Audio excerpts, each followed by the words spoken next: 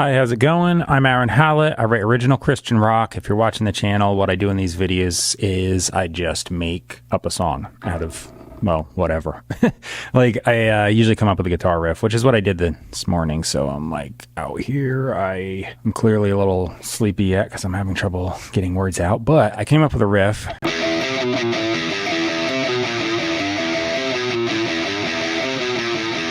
So that's going to be like the intro guitar hook thing. And then I'll probably go into something like...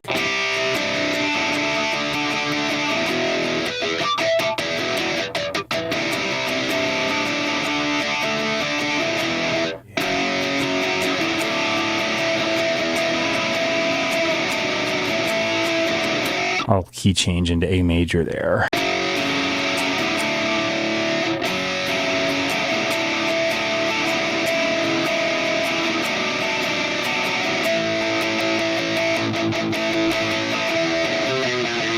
Okay, yeah, got it. So I'm going to do a left and right side, and you're going to hear a drum loop. That's just keeping time kind of like as a metronome, and then it'll be replaced by an actual drum part that I play later. But for now, it's there, and trust me, it's better than hearing the click. So, all right, left and right guitar coming up.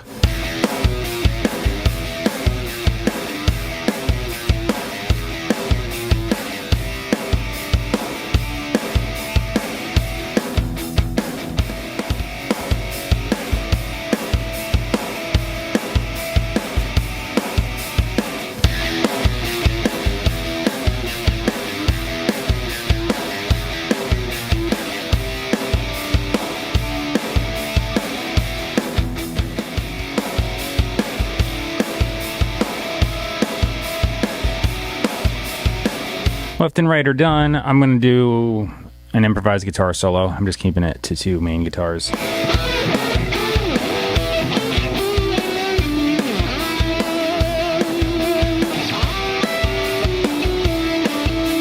Guitar solo came out good. I did a G going into the final like chorus, but it didn't sound too bad. It should have actually been a G sharp, but I went up to an A, so should be good. Goes to F sharp minor, sorry. And it's like, you know, should have a G sharp in it, but meh.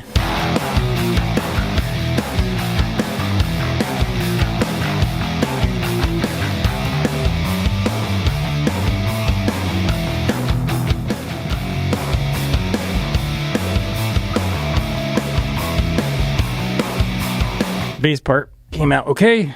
I wiped out that drum loop. I have the metronome turned up, and I always like to play it so you know what I mean by it sucks compared to the drum loop.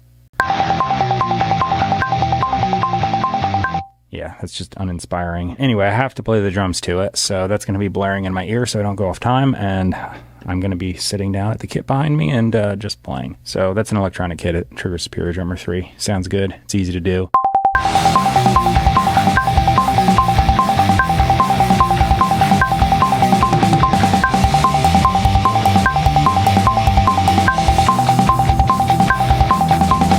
Just like usual, I turned off the camera after the drums. I started doing some warm-ups. Then I started improvising some random melodies. I came up with something. I put lyrics down. I have a scratch track here for reference in case I completely forget what that melody was. And I'm just going to start recording. So, here we go.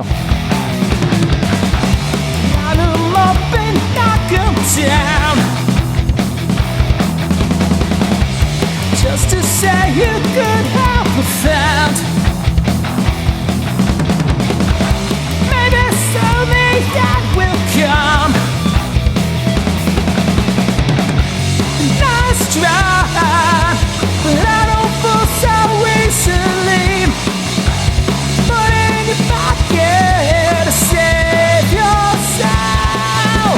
Okay, so I just finished up. The vocals are done. The lyrics are going to be in the description box, so if you want to check those out, it's like right at the bottom, and you can just see what I'm saying when I'm singing in case you can't understand me, which is entirely possible. And then up above that, you're going to see where you can purchase and stream my music. It's a bunch of online retailers. If you use one of the ones in the list, go to it, type my name in their search bar, and you should find me. Just type in Aaron Hallett, the same as the YouTube channel. Then up above that, I have PastorMelissaScott.com. I put that there because, as I mentioned, this is Christian rock, so I put a link to what I think is the best Bible teaching your ever going to see. If you go to the website, it's really cool. There's a bunch of study notes and, well, stuff like that. It's a bunch of study and teaching and various things like that, rather than most places which are just like trying to sell you stuff or like force their ideology down your throat, which is like not cool and not even close to approaching what someone teaching Christianity should even be thinking about doing. That's a whole thing in and of itself. But anyway, Pastor Melissa Scott, Pastor Space Center in Glendale, California. She took over from her late husband, Dr. Gene Scott. He went from 76 to 2005 after he passed away. She took over and she's been going since 2005 on. So their teaching is pretty similar. The slight nuance differences and whatnot. Like they're each their own person, but they teach the same stuff and they're teaching out of the Bible in context, which most people are teaching out of context and trying to bring in subjective ideas and opinions. They're just teaching in context what it actually says. They go to the trouble of translating. They have a huge collection of original extant manuscripts and whatnot, and they know the languages. They can decipher them, read them, and then rather than trying to put what they wanted to say on it, they're just saying, what does this actually say? What were the writers intending? And that sort of thing. It teaches a lot about faith. They're teaching a lot about faith because faith is the only way it can please God. So understanding completely what it says is really cool, because when you do that, you understand the Bible is a lot more complex, and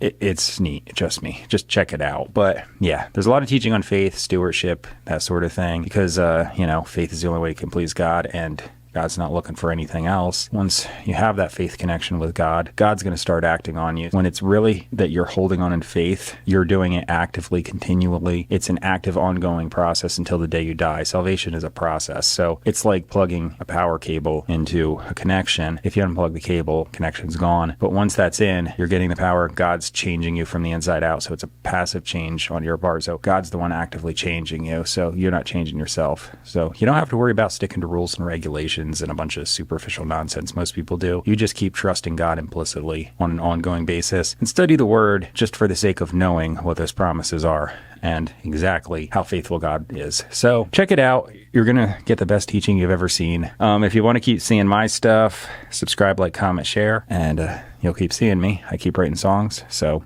this one's coming up right now. Enjoy. Thanks for watching. Bye.